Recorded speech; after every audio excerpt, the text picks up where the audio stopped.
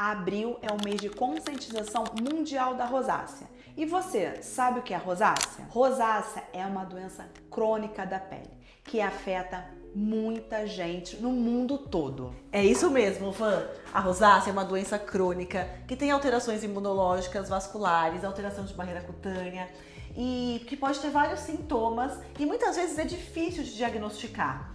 Muitas vezes o paciente acaba passando em médicos generalistas, às vezes até pronto-socorro, que foi o seu caso logo que você descobriu, e demora para chegar no diagnóstico. E às vezes até com o dermatologista precisa de umas 2 ou 3 consultas para que a gente feche esse diagnóstico, que é um diagnóstico clínico. A gente precisa ver as lesões, conversar com o paciente para saber o que ele sente, para fechar esse diagnóstico. A gente não tem um exame específico, uma biópsia, para diagnosticar a rosácea.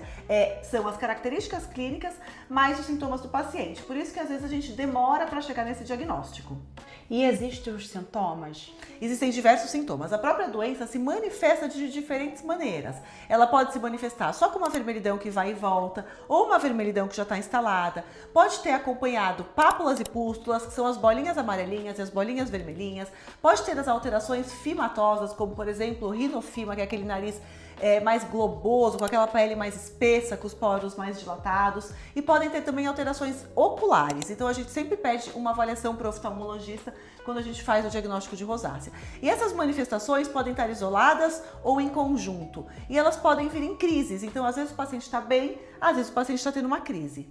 Então, podemos dizer que existem tratamentos e que a gente consegue viver com essa condição de pele de uma maneira leve. Com certeza. Tem diversos tipos de tratamento. E para a gente escolher, nós médicos, escolhermos o tratamento, a gente precisa ver quais são as principais manifestações que aquele paciente está tendo e qual é a intensidade dessas manifestações. E dessa maneira, a gente vai fazer um planejamento de tratamento, que sempre vai incluir o skincare adequado, independente do tipo e da intensidade. O skincare é fundamental e a gente vai escolher entre os medicamentos que a gente tem à nossa disposição, sejam eles medicamentos tópicos, que são os de passar, ou os sistêmicos, que são os de tomar. E também as tecnologias, os lasers e a luz pulsada, para atuar na vermelhidão e nos vasinhos dilatados. E nós temos como evitar uma crise?